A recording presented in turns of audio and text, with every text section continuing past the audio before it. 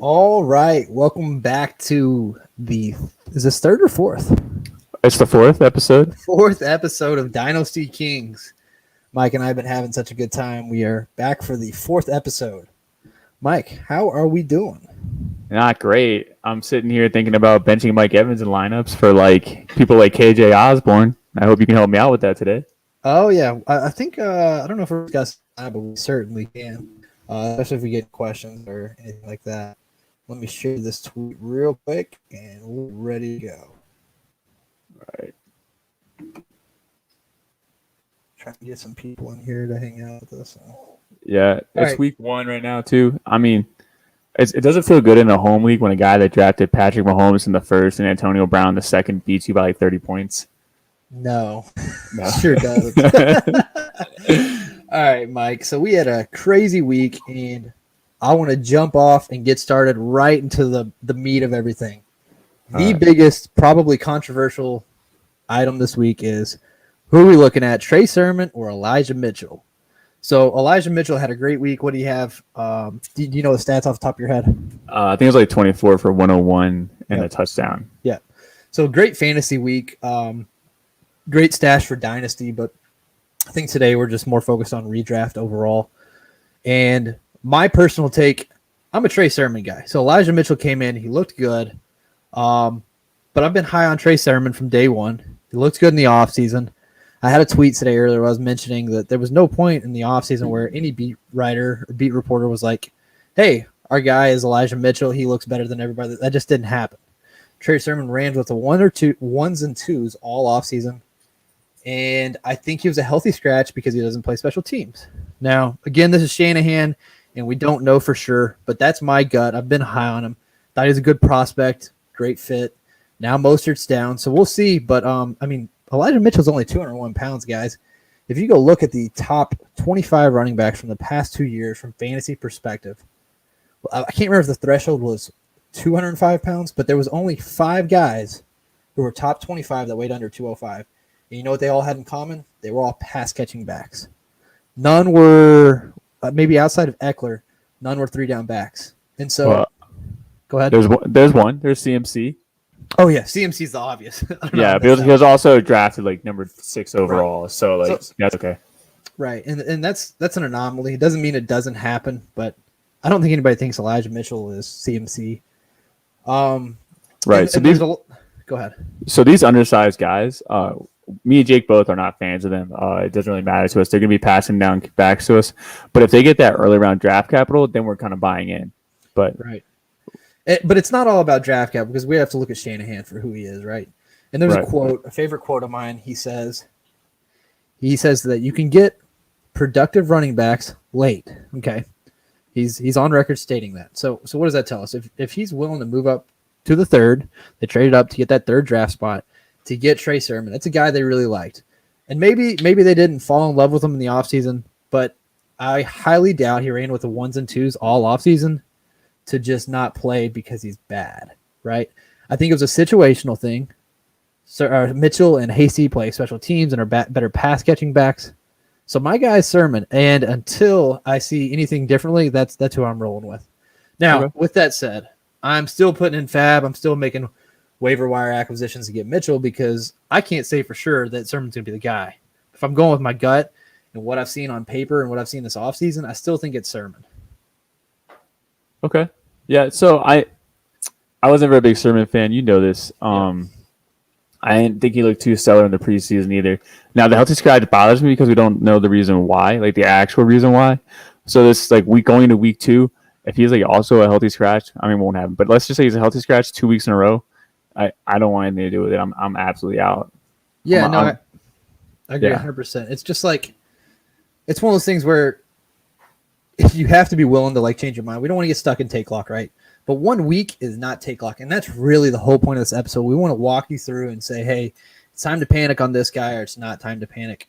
And fortunately, 1 week into the NFL season with one of the most flip-floppy coaches in the league, there's no way that anybody can say definitively that Mitchell's the guy. So if you have Trey Sermon, hold on to him. Don't sell him. If you have Elijah Mitchell, awesome. Same thing. Hold on to him. Don't sell him. If you can get Trey Sermon cheap, we're talking really cheap, grab him. Don't overpay. If Elijah Mitchell's a free agent, absolutely put in waiver and fab. Yeah. So just to like build off of Charles Shanahan here, he has a constant revolving door of running backs. I believe last week we even talked about how Raheem Mostert is going to get injured, as in like it's a matter of time, like a matter of when. Now it was like his third carry of the game or second carry of the game, he got hurt. But even like Elijah Mitchell might go down. Like he's gonna rotate these guys in at some point in time. So by the end of the year, you'll know what they're about and stuff like that. And don't forget too, Jeff Wilson also comes back week 6, and I imagine he's gonna get his take too. So all these running backs will have their time to shine. You just gotta find out the right time. So who would you rather own of those 3 guys, assuming they're all free in the same price? Well, Elijah Mitchell right now, I would just roll with the hot hand. Okay. I'm rolling with the hot hand. That's all it is. Sure. Okay. I don't think I have a ton more to say about this. I mean, I could go into depth and say, I will say this because I think it's important. A lot of people say that Shanahan's not willing to commit to a workhorse back, and that's not true. He's done it 6 times in the past, where he's had 6 guys in the last since 2008, however many years that is, go over 937 yards. Okay. For context, 937 yards last year would have been the 13th highest rushing yard ranking, right? So only 12 guys rushed for more than that last year. So that's a significant number. So I wouldn't ignore that. But he needs a healthy guy who can do a 3-down back, and that's not going to be Elijah Mitchell. We do know that. I don't know, right? Like you're not confident in saying that he's a 3-down back, right? I mean, he just did it this one game. I mean, I think the possibilities are there. Now, long term, no, absolutely not. Right. Okay, fair enough. So. Let's move on to we got Brandon Ayuk. So I think this was another, like, first off, what is Shanahan doing? This is what I love about him, because every year we're guessing, right? We don't know what he's doing. Right. Game 1, Brandon Ayuk doesn't start. It's Trent Sherfield. Now, Trent Sherfield showed out in the offseason, right? He was a guy that I added in some deeper leagues, especially Dynasty. But he looked good. Him and Trey Lance seemed to have a rapport, and they look good. Well, this week, now let's also keep in mind, Brandon Ayuk is hurt, right? So he's got a hamstring issue that he's been nursing. And I think that definitely plays a role here. We're not going to sit here and ignore that. So Trent Sherfield saw 49.1% of snap share, and Brandon Ayuk saw 47.3. Trent Sherfield had 3 targets, 1 touchdown, and he had 23 receiving yards. So not a great fantasy day, but Brandon Ayuk had 0 receptions, 0 targets. So not great. And I mean, we're talking about a first-round guy. So like, what do we make of this, Mike? I think they're just nursing the injury there. You got George Kittle's back, Deebo Samuel's back. Deebo Samuel looked great. People forget how good he is when he touches the field. I just think that he just made a decision that he didn't need these players to beat Detroit. Exactly. Shanahan is a situational guy. He knows what he's got in Brandon Ayuk. He knows what he's got in Trey Sermon. Guys, you're falling into coaches speak if you're biting on that. And again, I'm not as confident saying Sermon's going to be the guy. Brandon Ayuk is definitely going to take over that spot. Like, yeah. Trent Sherfield's look good, but he's not going to hold that down. Brandon Ayuk is much better. Yeah, they got it too. They're not going to re-sign Deebo, I think, at the end of the year either. Sorry, whenever his contract's up, because I'm not really sure. But Deebo Samuel was constantly hurt. Again, just like the running backs, he always gets hurt. He was always hurt in high school. He was always hurt in college. That's how far back his injury history goes. And they're just playing it safe with Ayuk. That's all it is. He's playing chess. He's going for he just wants a W and wants to make it to the Super Bowl. Yep. Shanahan doesn't care about your fantasy team. He doesn't care. No. He's going to tell the media whatever. You guys have to understand that this is a game where it's a competitive advantage to not tell teams what you're doing. So if he's like, oh, yeah, Trey Sermon's really good, but we're sitting on because of this reason, well, then teams can plan for him next week. Now teams have to plan for Elijah Mitchell or Trey Sermon. They don't know. It's just a competitive advantage. That's something the Belichick coaching tree does. I don't think Shanahan comes from there, but it's still just something worth noting. Right. All right. So next up here, we got Saquon Barkley. So for everyone worried about Saquon Barkley, again, this is just same thing with injury, is that they are just playing it safe by not, running him into the ground to start off. So there's always been a lot of a lot of reports about, oh, he'll be ready. Oh, he's not going to be ready. and stuff like that. This is also a really healthy Denver defense. Last year, their defense was pretty mediocre, but because they suffered so many injuries early on, like Von Miller and like to their two starting corners last year. So I thought Saquon's going to have a slow day, and our rankings, I put him down, I think, is like RB22 on the day. He's still elite, still got juice. I'm not ready to like go in on him. Even week 2 coming up, I'm kind of skeptical about week 2. Yeah. And man, that's a tough one. I love Saquon, always have, but coming back from an ACL injury is not easy. Okay. Now, I'm not going to pretend like I can say whether he's as good as he was last year, but I'm not trying to sell him right now. You got to give him a chance, give him some sample size, because he only had, 11 touches. So he played 47% of snaps, 11 touches. That's not Saquon Barkley. That's them monitoring and taking it slow with him. So I'm not hitting the panic button on Saquon. I still think he's good. That offensive line is really bad, and him not being, I guess, in game shape is definitely concerning, but you have to just wait that out, because otherwise you're going to trade Saquon, and what are you going to get? Somebody who's not willing to pay up, or you're going to miss out on Saquon. So just hold on Saquon. There's no reason to rush anything there, and that's a guy I'm still acquiring everywhere. Would you trade Saquon for DeAndre Swift? Wow, that's a tough one. So probably not, and that's because I love DeAndre Swift. I've been really high on DeAndre Swift. We'll actually get into DeAndre a little bit later. Well, I'm saying that you are the Saquon owner. Would you trade Saquon for DeAndre Swift? Yeah, I think I would. Okay. What about Saquon for Najee? Yes. Saquon for Javante? No, absolutely not. Okay. Saquon for Antonio Gibson? No, it's funny. I traded Antonio Gibson. I traded Saquon for Antonio Gibson in a first in one league. Okay, all right, So that's cool. That's a steal. That was before. That was before this week, though. Yeah, I don't know. If I was a Saquon owner, I would want to turn him over for value at this point in dynasty leagues. He just has an injury history. Not that I don't believe in his talent. I don't know how long am I going to wait until I get that league winning season. Right. Yeah, and I got these like young studs, and maybe someone's like gonna win now league, and I don't know. Like, I mean, we're week 2 now, but week 1 when DeAndre Swift had like injury reports, maybe you could have traded Saquon for DeAndre Swift there. Yeah, but I would window. We were talking about it. Yeah, are we ready to get to that topic now? No, we got to talk about Zeke and Pollard. Okay, all right. I don't know if that one's even. Did I skip a banner on there? You did. I sure did, huh? That's okay. All right, we'll talk about it anyways. All right, so Zeke and Pollard both had very mediocre fantasy games. Zeke had 13 touches, and Pollard had 7. Looks like Zeke had 39 total yards, and Pollard had, looks like 43 total yards. So that's interesting because a couple of reasons. Well, one, Zeke is supposed to be Zeke, but Pollard looked good last year, and I was very hesitant to acquire any Zeke shares just because I saw him get outperformed, and I'm confident saying that he was outperformed. I don't know if that was a drive or a motivation thing, or because Dak's out, his offensive line's not healthy, and he probably knew they weren't going to do anything that year. So then you have Tony Pollard come in, and he sees all this, I don't want to say success, but he looked good. And so that raised the red flag for me when I see a backup outperform a starting running back. So I didn't mess with Zeke, but one positive thing out of this. So even though Zeke outtouched Pollard 13-7 and wasn't great fantasy producer, he saw 83% of shares. Snap share. So he played most of the game, but he looked like more of a fullback. I don't know if did you watch? Yeah, I watched the game. I thought he slimmed down from last year, but I'm with you. He's not as efficient. Just similar to as I was saying about Saquon, I'm looking to flip Zeke at this point in time. Pollard looked more explosive, like you said. Definitely the better pass catcher too.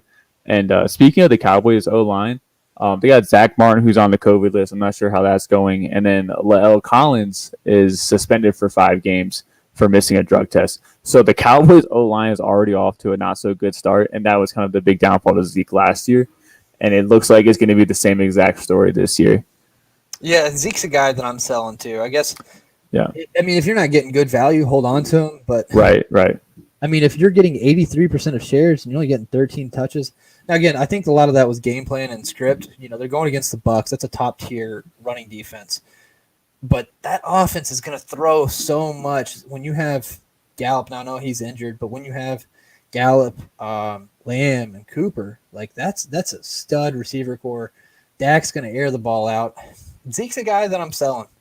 Right, same. So also too is that again this is week 1 and me and Jake aren't like big overreaction guys. This has been kind of in the books the last like year. Exactly. Yep. So and if you're still want to hold on to him, like I get that because they play the Falcons next week and we'll find out more after that game. But that defense is atrocious, and if Zeke can't get it done against the Falcons, you gotta sell. You gotta sell a name. Hell, it might be too late at that point. 2 back-to-back bad games. I don't know. He should have a better week though. It's just a guy that I don't trust at this point. It's been like you said, it's been ongoing. So, right. So are you selling in both dynasty and redraft? Yeah. Well, I didn't draft him in redraft this year. Last year I had him when I traded him for Dalvin Cook. I was pretty excited about that. Nice. But yeah, I own 0 Zeke right now, and I'm good with that. I am at 0 shares as well. All right. We on to my boy DeAndre Swift now? Yep, let's do it. I'll let you open this one. All right, so DeAndre Swift, Jamal Williams. So we started out the game not knowing DeAndre Swift was going to play the full time. Me and Jake were always confident that he was going to play. And even if he didn't, who's Jared Goff going to throw to, right? He throws close to the line of scrimmage, which we got to watch now this whole game. So DeAndre Swift absolutely killed it. Jamal Williams saw a lot of targets too. And then TJ Hawkinson saw a lot of targets too. And this offense as a whole got me really excited because Jared Goff works in this system. He likes to throw close to the line. And DeAndre Swift, to me, I think he can finish as a top 10 running back this year. I think week 1 proved it. The 49ers are no defense to scuff that. And now I'm going to have the headache of knowing if I want to start Jamal Williams each week. Yeah, that's tough for you. I saw you mention that earlier in the league chat. But, yeah, dude, I don't know. I'm still not convinced that Jamal Williams is going to even continue to see that type of touches just because, right. He's been around. He's been a good backup. But DeAndre Swift has been a stud, man, on limited touches. Last year, I think I mentioned this last episode. He was one of the most efficient backs, right? On not a massive workload. It was something like 200 touches, which is good, but not a massive workload. And now DeAndre Swift is the focal point of an offense. Him and TJ Hawkinson, right? Those guys are going to be fed because studs. Who else are you going to throw to? I mean, do you know how many targets DeAndre Swift got that first week? I do, actually. So go ahead and give it to me. 11 targets as a running back. 11 targets. Yeah, 11 targets. And if we want to just play the game where we extrapolate that across the next 17 weeks, is seeing that would be, or no, it'd be higher than that actually. Yes, it would be like close to 200. But I mean, I don't think he's getting 200. But I think he's hands down a lock for like 100 plus, 120 plus. That absolutely he's getting that Alvin Kamara workload. Yep. So go ahead. Yeah, no, and that's kind of where I was at too. And with Jamal Williams here, just to speak to like his usage, is that he got 32 offensive snaps compared to DeAndre Swift's 63. But during those 32 snaps, he got, I don't know, like 19 targets or 19 opportunities. Sorry, 19 touches. Yeah. Yeah. So, and then as a pass catcher too, he saw 9 targets. So yeah, he did. I don't think that. Jamal now. Yeah, Jamal. Yeah, and I don't think that keeps up, but he has Green Bay next week. Like I might just play him against Green Bay too. Yeah, that's a tough one. So are you running Jamal Williams as an RB2 next week? Are you confidently starting him? Confidently, I don't know. We're not in the best situations in that league, so no, but typical. Yeah. Yeah, I couldn't tell you. It's a headache for me. I think I'd probably rather go like Naeem Hines, just safer. But just whatever. That's my personal situation. If you wanted to roll, if anyone listening just wanted to roll with Jamal Williams as their like flex option, I think that's fine.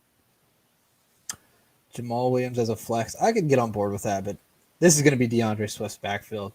I mean, he already saw 68.5%, and that was injured. Everybody was worried about his injury, right? And I don't know if they tampered those. Like, I don't know if they actually monitored his workload at all. I'm sure it was in the back of their mind, but 68.5% of snap share for an injured guy in his second year who saw 19 touches, like that's so good. And that's I just think it's going to go up. If that's Swift injured, I don't want to see him healthy. I want to see what he can do when he's healthy. Oh, absolutely, dude. He's just a monster. I watched a lot of his film last year, and then I ran some like efficiency metrics. He was a top 10 most efficient running back last year on significant touches, and that's like from a fantasy points per touch. Dude's a stud. I think he's going to be a top 12 running back this year. And if you can get him, absolutely do it, especially in Dynasty. Dude's only in year 2. Yeah. So I think me and Jake both actually have DeAndre Swift as our RB5 for Dynasty right now. Yeah, it's something high. I think. So. Yeah, I think 5th, and then I have Gibson at 6. Yeah. Okay. Yeah. All right, let's move on then. All right. We're looking at Javonte Williams and Melvin Gordon. Jake, tell me about their usage.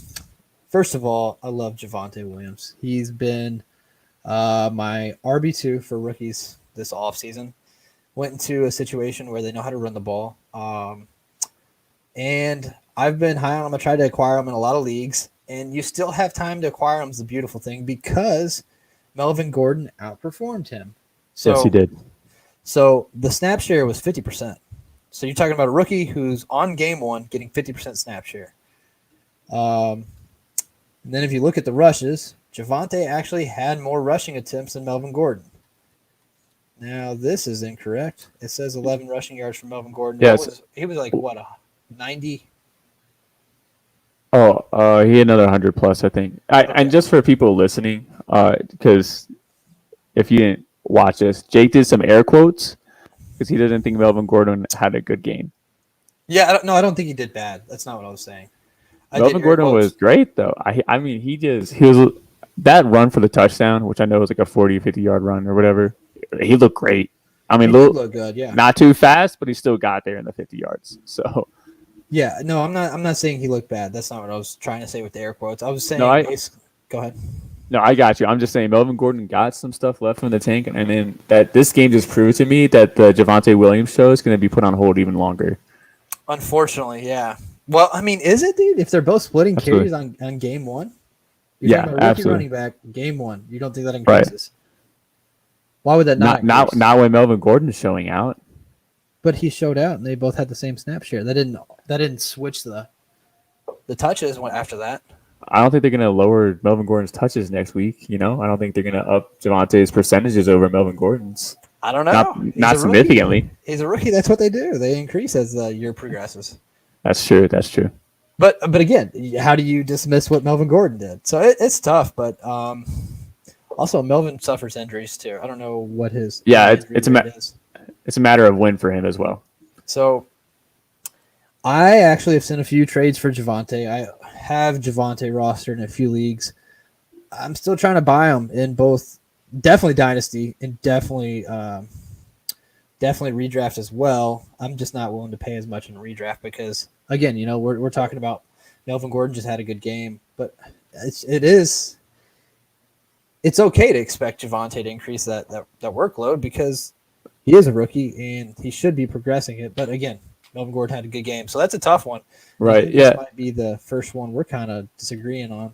Interesting. Yeah. So with Javonte, though, I do have him in a few redraft leagues. I have him stashed on my bench because these rookie running backs do take a while to get in there. And Melvin Gordon is old; he will get hurt at some point in time.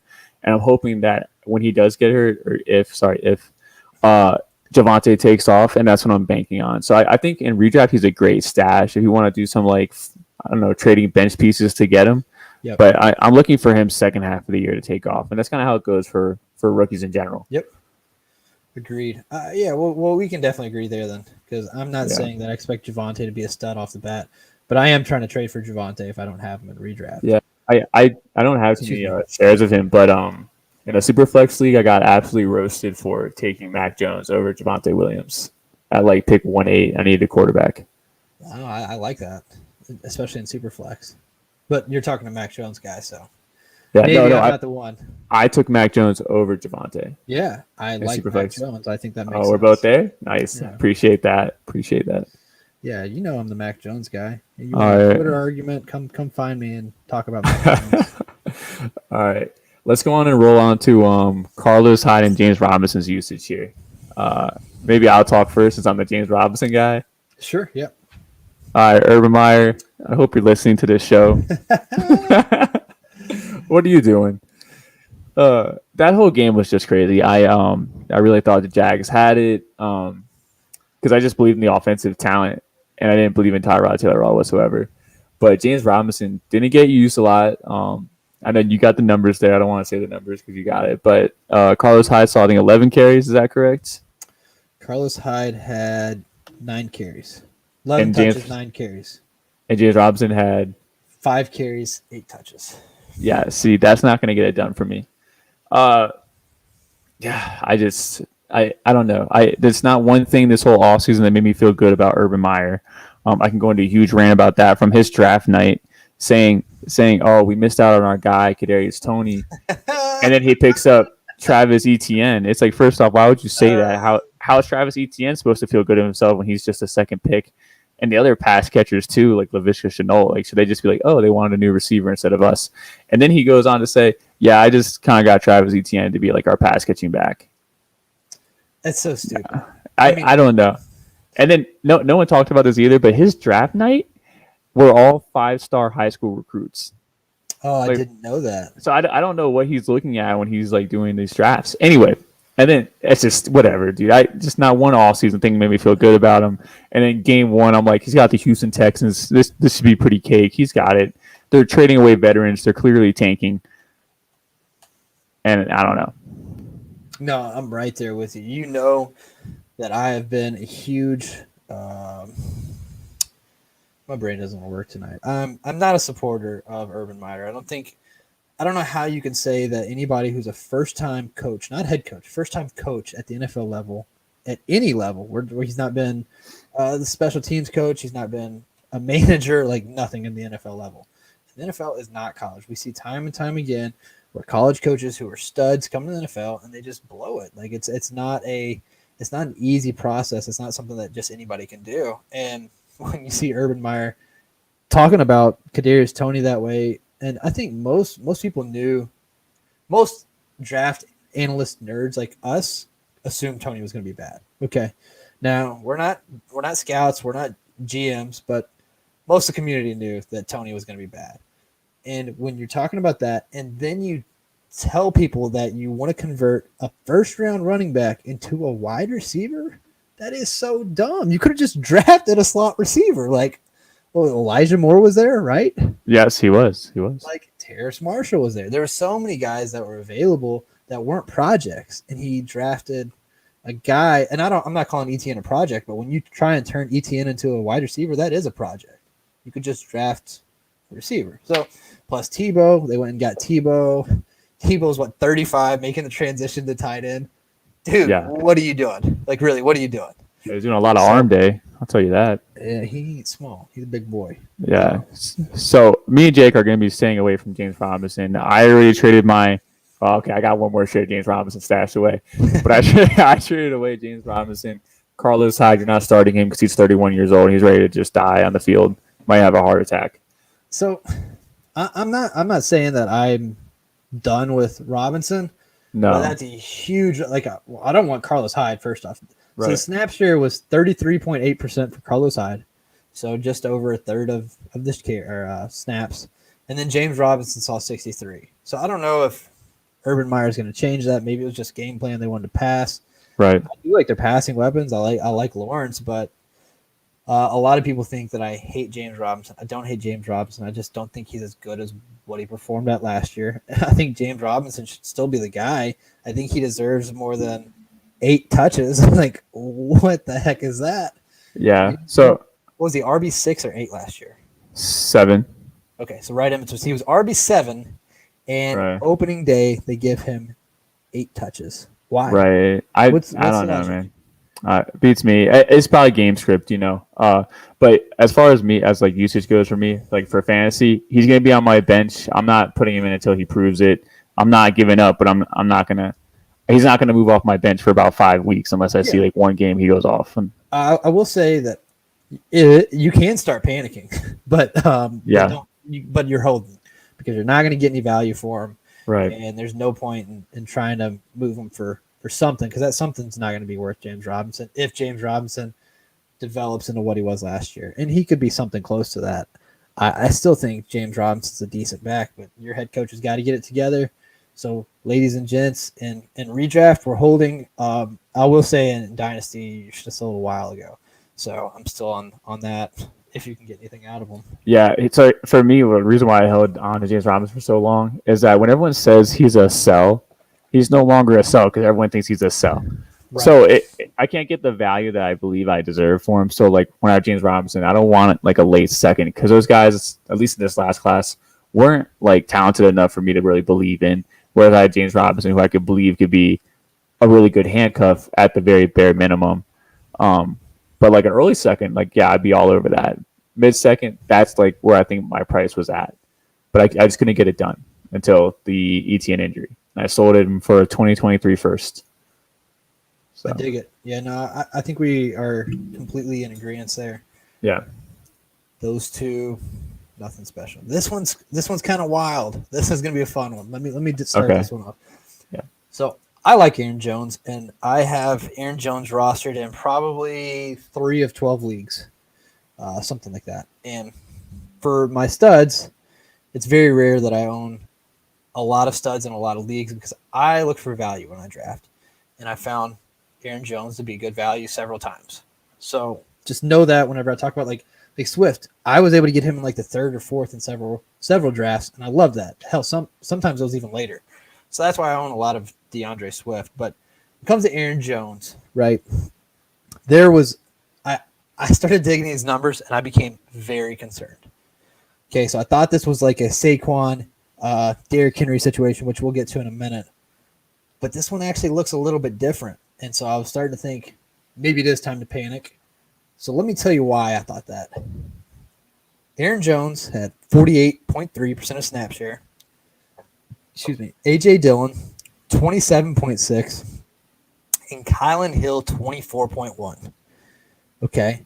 So that's not great. Aaron Jones is supposed to be a stud. Why is the 3rd string running back getting 24.1% of the shares over a dude who's supposed to be a stud? Well, if you go look, this is one that deserves context. So first of all, Aaron Jones got 7 touches, A.J. Dillon got 5, and Kylan Hill got 5. We're talking 7 touches total for Aaron Jones, stud running back. Well, what had happened was they got their butts beat and they pulled the starters. So if you didn't watch the game and you didn't do your homework, you didn't know that. Fortunately, I've got some very nerdy friends who were able to fill me in on that one. So first quarter, Aaron Jones had 100% of the snap share. Fantastic. That's what you want to see. A.J. Dillon, we expect to work in some, right? Well, by the half, that number had dipped to 77%. Still pretty dang good. I like most of the only guy that we've mentioned that was above 77% was Zeke at 83. So 77% is a significant number. But he finished the game at 48.3 because they pulled the starters after they were getting just stomped, right? So it's not time to panic, fortunately. I think Aaron Jones is going to be fine. That offense just has to figure it out. That's pretty much my take, though. My take on that situation. What are your thoughts? Yeah, so I think it was just a bad offensive day. I think it was more scheming there too, but they try to switch it up to keep the defense on their toes. I will add this though to like the downward trend here is that the Packers have now drafted 2 running backs these last 2 drafts, while also extending a contract to Aaron Jones. So it sounds like they're trying to form a committee here. But Aaron Jones has always been a guy that's been efficient off of minimal touches and stuff like that. So I'm not panicking. I do think it was just game script, but I understand the concern there and the worry. So I will actually label Aaron Jones as a phenomenal buy here. This is somebody who people are probably panicking on, and that 48.3% snap share is due to game flow and game script. So that's a guy that if you can find somebody willing to sell low on him, definitely grab him. Right. Redraft, not dynasty. I don't know that I'm willing to pay too much for an expiring back. So, Jake, I'm going to end the topic on Aaron Jones. We kind of missed some comments here in the comment section asking us questions. Do you want to circle back to those? Yeah, okay. That was at 9/11. Can you guys give some tight end waiver advice, such as? I'm putting it up from our friend Chuck here. He says, can you guys give some tight end waiver wire advice, such as who to pick up. Yeah. Do you want to do these at the end, or you want to do them now? Let's save. Let's do it now while we got them. Got you. Go on. So tight end waiver. Ooh, Jawan Johnson could be a deep stash. He had 2 touchdowns and only 3 catches though, so that was a little concerning. I think Adam Troutman is actually a great. You're probably not gonna get him off the waiver wire if you can. Beautiful, but if you can trade for him, he's a great trade. He had I think it was the 3rd highest snap share of all tight ends. So he's on the field. No, that was target share. So he's getting targeted. It was target share. 3rd highest target share of all tight ends. He just didn't catch the ball. It was only 20 targets. What was it? Oh, yeah. Well, that whole game. To be fair, yeah. I don't know. I like Gronk again this year too. I explained earlier in I think it was actually last episode about tight ends and where they're like how you find like draftable tight ends. It's a high volume passing offense there, and with the Bucks, so Gronk is still super relevant. We'll talk a little bit about Jerry Jeudy's injury, but I think Fant is now the guy that's going to operate over the middle. So for me, Fant's kind of going up. Zach Ertz just got hurt, so Dallas Goedert should probably see a little more increase in usage on the waiver wire. That was the problem. Oh, you're right. That's the problem. We're trying to guess Chuck's waiver wire over here. Chuck, if you're still here, drop us some comments on some of your options. We can help you out a little bit better. Okay, you want to go to the next question? Yeah, let's help out here. This next question, James Robinson. Yes, I would trade James Robinson for Tyler Lockett in a heartbeat. Same here. But for Dynasty, would you do it? Tyler Lockett's 28. Yes, because same. I think James Robinson has maybe 1 to 2 years left. As far as being a fantasy relevant player, he's going to get a contract somewhere else, I'm sure, but he's probably going to do it as a backup. Lockett, how old is he? You said he's 28. He's 28. And receivers can be good up until 32, 33 sometimes. So right. I would take the upside there. And now for the Samuel, I'm assuming there's either Deebo Samuel or Curtis Samuel. If it's Curtis Samuel, that's a tough one for me. If it's Deebo, I would. On Dynasty rosters, I assume your roster is going to be like 25 man, something kind of big. So when people want to bring up, this player is injury prone, well, I don't really care if I didn't pay that much of a price for the injury prone player because he can sit on my bench when he's hurt. That's fine. And then when he's healthy for half the season, I'll put him in for my flex and I'll pop off that week. So yeah, I would probably trade him. Oh man, that's hard, dude. Deebo and Curtis. Big difference, huh? Yeah. I probably do Deebo, and then he said got it. Okay, Chuck. Our boy Chuck said got it. Available. Chuck, you're going got it for sure. Got it, please. Absolutely. Yeah. Okay. Oh yeah. So we're good for and Curtis Samuel. Taylor Heineke is now the guy, being the quarterback in the Washington football team. I don't really know how I feel about that. I'm definitely not putting Terry McLaurin as like a wide receiver 1 anymore. And Curtis is another guy that's injury prone, but even last year he started off slow, but ended up a wide receiver 10 through weeks 7 through 17. So that's a tough one. Definitely Lockett, and then the 2 Deebos are tough. I think it just depends on. Your roster. If you have some decent depth at running back, yeah, sure, grab Curtis Samuel. But if you get to choose between Lockett or Curtis Samuel, you're going Lockett. If you get to choose between Deebo Samuel and Lockett, I'm probably still going Lockett. I like Deebo. He's just inconsistent and those injuries. So I think Deebo is a phenomenal sell high right now. Just get some. I think Deebo's play is very consistent. I just think his injury. Exactly. The injuries make his fantasy points. Okay. Yeah. Got you. Okay. So let's move on to our next topic here. Let's go on to Derrick Henry. Jake, what's going on, bro? Oh boy, you want to talk about a frustrating weekend? So I told you he's gonna start slow. I told you. You did, and that's not super surprising. The part that was super surprising was the offensive line. You can't blame this on Derrick Henry because Chandler Jones had 5 freaking sacks. Taylor Lewan got blown up. Kendall Lamb looked like dog poo.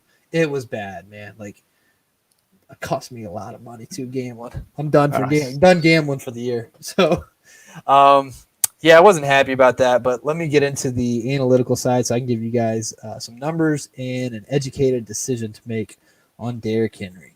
Derrick Henry. So, first of all, 62.5% snap share to the next highest, 35.9, Jeremy McNichols. If you're worried about Jeremy McNichols, you don't know fantasy. We're not worried about the number 2 there. Maybe Darrington Evans at some point, but definitely not Jeremy McNichols. He's not threatening that job. I don't think this was a bad day for Derrick Henry. I think this was a poor day for blocking. So if we do the numbers here, he was just under 4 yards a carry, which isn't great. But when you give up 5 sacks and you can't block a sack of potatoes, then it's not going to be a good day. So let's look at the actual numbers. Derrick Henry had 58 rushing yards on 17 attempts. He had 3 receptions. People don't. That's huge. Yeah. That's his whole year. That's his whole yearly quota. Right. So he got 3 receptions on 4 targets. Same with Jeremy Nichols. Receiving yards, Derrick Henry had 19 to Jeremy McNichols 24. Derrick Henry saw 20 touches, and on those 20 touches, he had 77 yards. So not a terrible day, but definitely not what you're expecting of Derrick Henry. I think he's going to bounce back. Titans, I will say this, though. I saw a really interesting stat. So last year, the Titans, I think it was either first. We were a top 5 team when it came to, I say we, I'm a Titans fan, sorry. Titans were a top 5 team in play action. We ran a ton of play action. It was very effective for us. However, guess what we didn't do in week 1? We went from 37% play action in 2020 to 11% with our new offensive coordinator, Todd Downing. I don't think that sticks. I think Vrabel's like, hey, what are we doing? Because this was effective. Look at these difference. There's a lot of smart guys who work for the Titans, just like any NFL organization. They're going to say, hey, we were more effective doing this. I would assume Vrabel's going to preach that, and they make adjustments. But Derrick Henry's going to do better. He's a guy you're definitely not selling on. You should. Maybe in Dynasty. Not redraft, though. You're not Sell selling. him. Yeah. Sell him. Oh, you think so? So I don't like Derrick Henry, man. I just don't.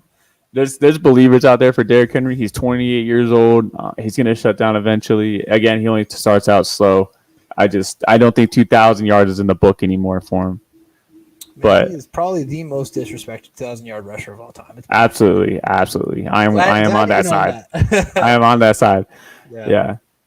All right, let's go into Aaron Rodgers and Devontae Adams here. Okay, so Aaron Rodgers is returning MVP. He had a great historic season, a very drama-filled offseason. I'm not really reading into this much. I just think it was a bad day. I'm not really reading into this much at all. Nope. Same thing. I don't know if it's a Titan situation. I don't think they changed offensive coordinators. Did they change offensive coordinators? Do you know off the top of your head? No, I don't. Okay. Well, we'll do our homework better on that one next time. But Packers are the Packers. Devontae Adams. Aaron Rodgers. We're not panicking on this one. They're going to get it together. We're talking about a Super Bowl caliber team here. They're going to be fine. Let's also keep in mind, again, this is all about not overreacting in week 1. We've seen 1 week sample size of 17 games, right? So we're not panicking. Patience. Guess what? Tampa Bay lost their opening game last year and won Super Bowl. We're good here. We're gonna wait on Aaron Rodgers, Devontae Adams, hold in all formats. All right, moving on to Jalen Hurts. I'm going to do a little bit of an apology here. I think the Eagles suck, and they definitely proved me wrong here this past week. I probably believed in Arthur Smith from the Titans a little too much. But, Jalen Hurts, he threw a better ball. He had a 77% completion rate, which is better than his 53% from last year. Devontae Smith looked good out there. He caught 4 balls in a row on the same drive. Didn't get much usage after that, so I thought that was interesting. I thought Jalen Hurts would play well against the Falcons. I didn't think the Falcons defense was that bad, but it actually is that bad. They're already PFF ranked bottom secondary, and now I think they just solidified that. So I'm not really ready to say he's a full-on stud, but we'll see about week 2 and 3 and 4. And if he can keep this momentum going, then he's absolutely earned himself the right to stay in this league for the future. Okay, so question: redraft, you're definitely holding. You're acquiring Absolutely. if somebody's dumb enough to sell them. Right. What about Dynasty? Are you ready to, if somebody's going to if somebody's asking for a discount on Jalen Hurts, would you pay a discount to get him as your Dynasty quarterback?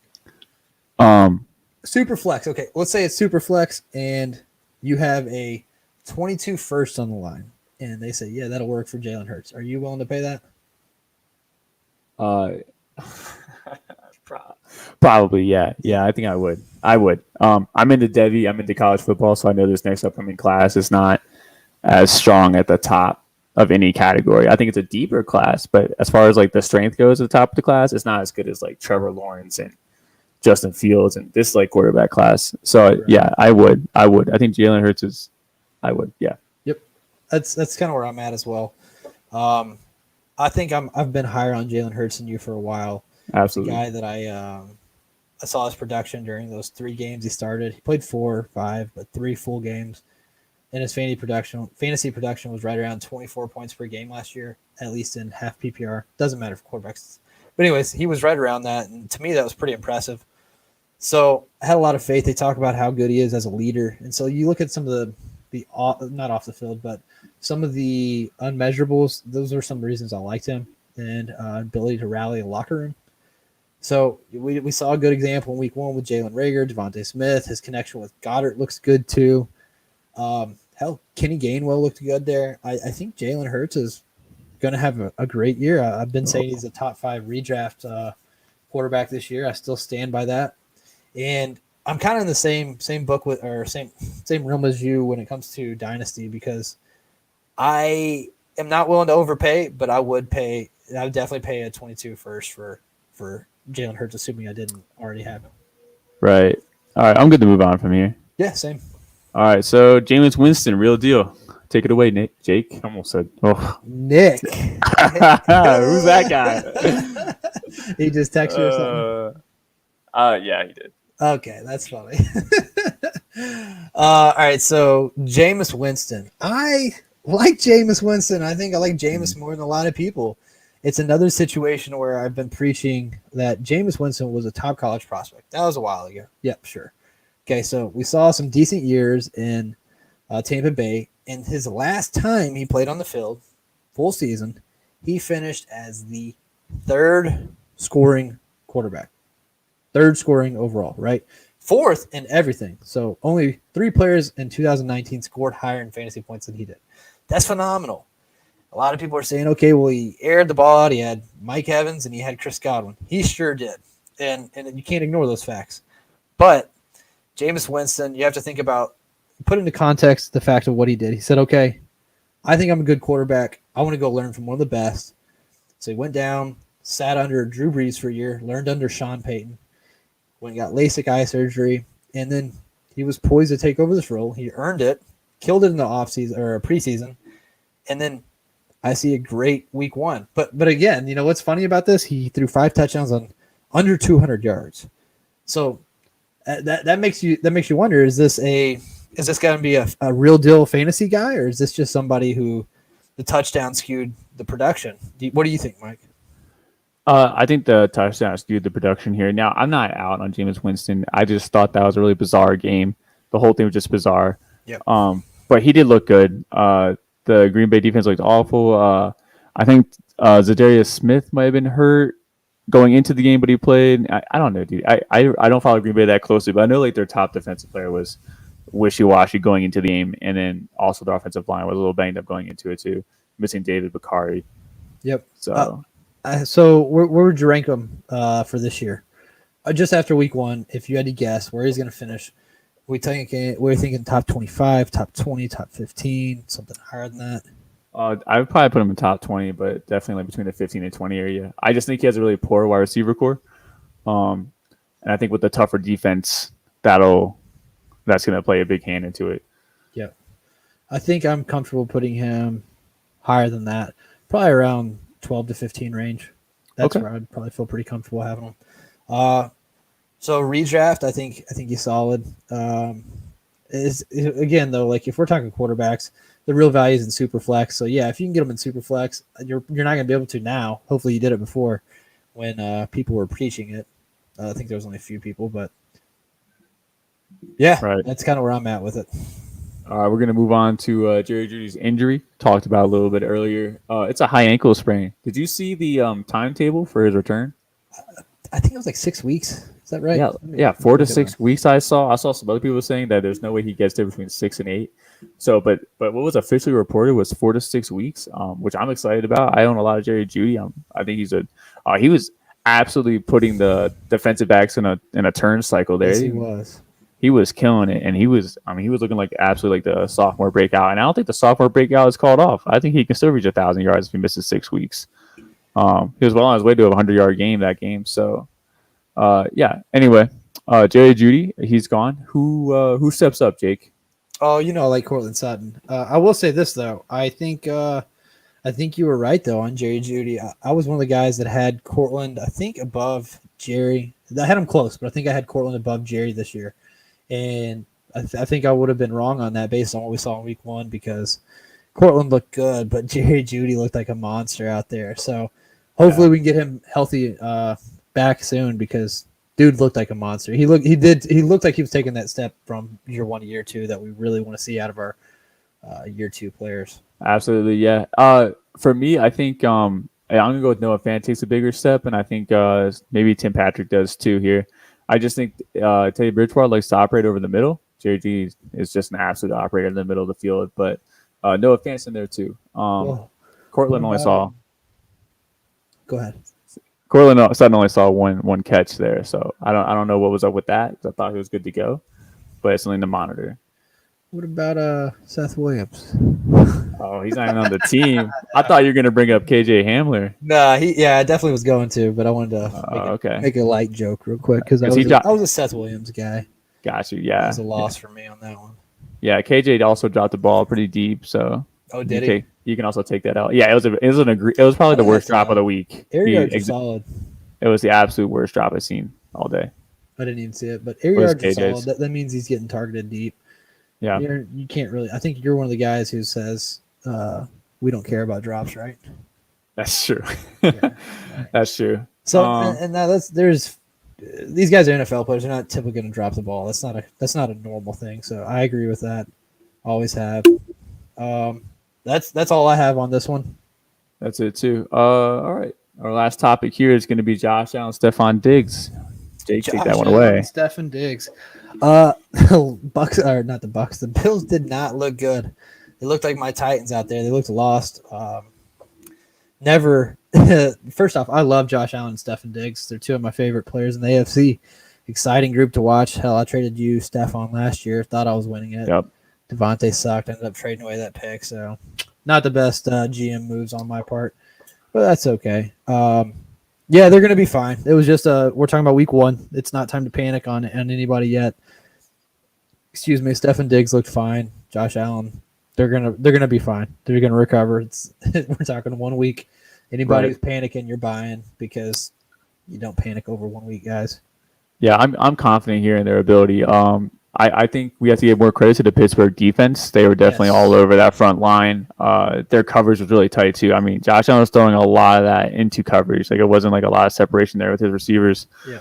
So, but yeah, I expect this stack to be the exact same as last year. I'm right there with you, man. I'll tell you what though, this was my favorite part about week 1. Just to kind of close things off. My favorite part about week 1 is overreactions.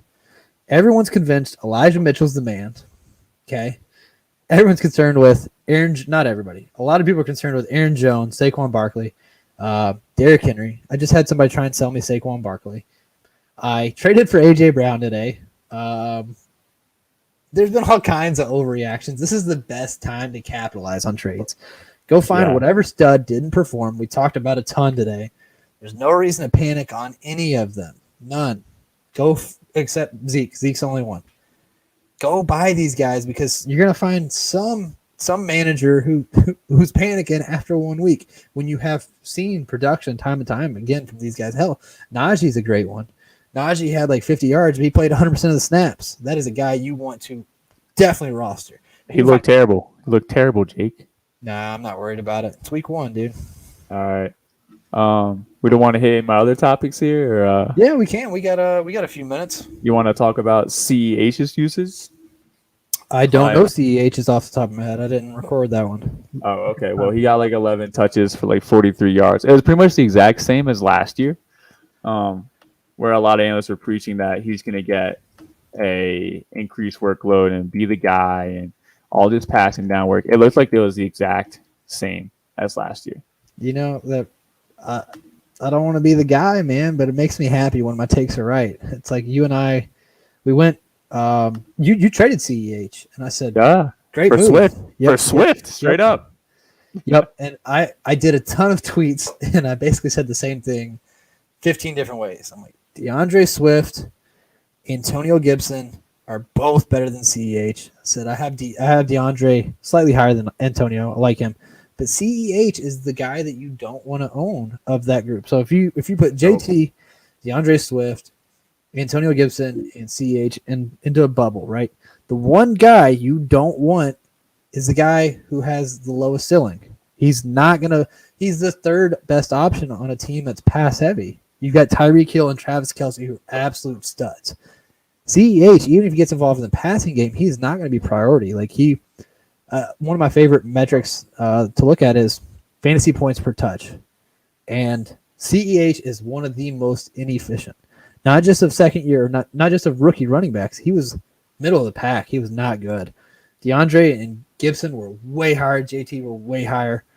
So that made it easy for me to say that CEH is just – and I don't hate CEH. I think he's okay. He's going to be a guy who gets you 10 to 12 points a game. A back-end RB2 the whole season for me. Yeah. That's where he's going to be ranked. He's going to be ranked between the 20 and 24 area, and he's going to stay there the whole year. Yep. He weighs 207, 5'7". He's not going to get that goal line work. Yep. The Chiefs are the exact same team as last year. That's all it is. For what it's worth, sorry, let me just touch on this real quick. For what it's worth, we like heavier running backs. When we go look at all the historical data, all the top fantasy running backs, there's a positive linear relationship, meaning as backs get heavier, their fantasy points go up, right? So we don't want light guys. We talked about this earlier. The light guys have to be pass-catching backs. Don't have to be, but typically they're going to need to be heavier to sustain a three-down back. Otherwise, you're going to be third down back catching passes, and you can be efficient. You got Kareem Hunt, ZMC, Eckler. You're talking about anomalies when you get into that, and you want to take the safer bets. All right. Yep. Quick one. Are we done yet with these the Raider wide receivers? I'm going to let you take this one. Yeah, I'm done with them. We were never in on them. They each saw 5 targets. Bryan Edwards had a really fat goose egg until the last 2 minutes of the game.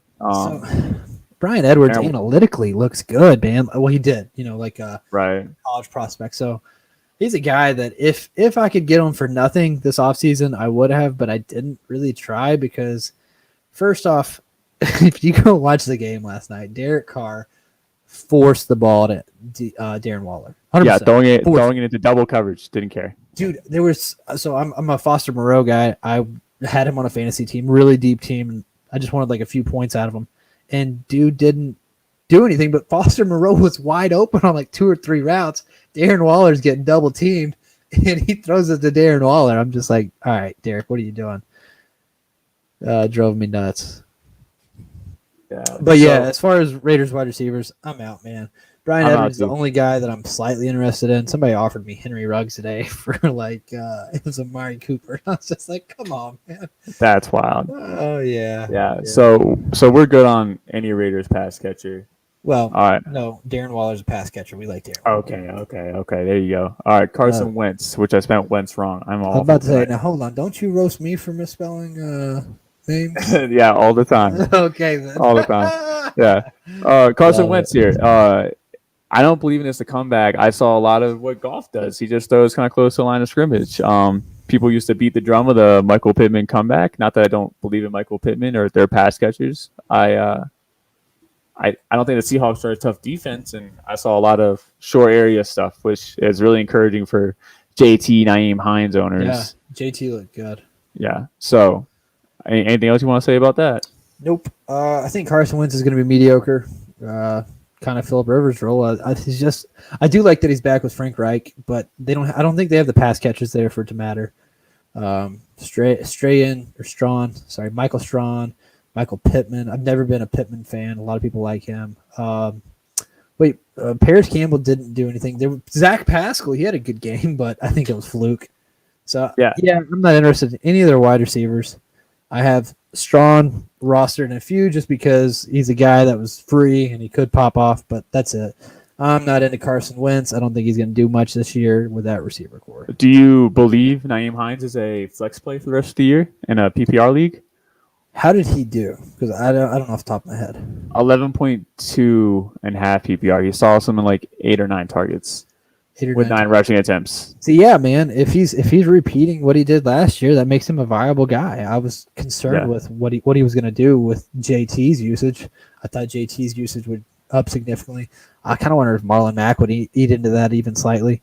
I like JT a lot. 0. Marlon Mack looked good last year. Yeah, he didn't do anything though. So yeah, I like Nyheim Hines as a RB3, but yeah, like your team's RB3, not right. Yeah, so I got you. All right, here's my last topic. My last question for you is going to be Mac Jones and who he will target. I love Mac Jones, so let me preface with that. Okay. He's one of the most accurate quarterbacks that we've seen in a long time coming out of college. Don't care if he's throwing to Alabama receivers or not. He looked really good. Accuracy is not a receiving. That's not a receiving stat. You can throw to a receiver, he can drop the ball, but accuracy measures how well you get the ball to where you're trying to throw it, right? Absolutely. And for a quarterback, what's more important than that? Well, one, you don't want to turn the ball over. That's probably the most important thing, right? But you want your quarterback to be able to deliver the ball to the guys who catch the ball. So you want somebody who can do that accurately, right? Yeah, and read a defense too, yeah. Right. So the reason that I have loved Mac Jones for so long is he's intelligent, he knows how to navigate a pocket, he's an accurate quarterback. All of those bode really well for a long future in the NFL, long career, long successful career. I've talked about that I think he could be a top 10 quarterback. He's going to have to do more than what he did week 1. But that's week 1, and he looked good for week 1 as a rookie. He looked like he knew how to read a defense already. He was throwing the ball to everybody. It wasn't just like he picked one target. Like whoever was open was getting the ball. The target share was pretty evenly split. I know Aguilar had some catches. Jacoby had some. Yeah. Hunter Henry and Jonnu were pretty much neck and neck with their targets as well. I got you for the top 3 here. It was Jacoby Myers with 9 targets, James White with 8, and then Nelson Aguilar with 7. And then what do you know, Jonnu? I think Jonnu and Hunter were both at 6, right? I believe so. Okay. So like he spreads them around. So right. And that's what I like to see. Right. So Nelson Aguilar got the touchdown catch here. If you had to pick one of the wide receivers for the rest of the year, who are you going to pick?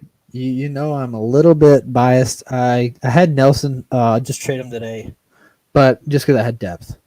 And it made sense for my team. But I like Aguilar. I still think he's the guy to own. I have Jacoby on the team too, but right.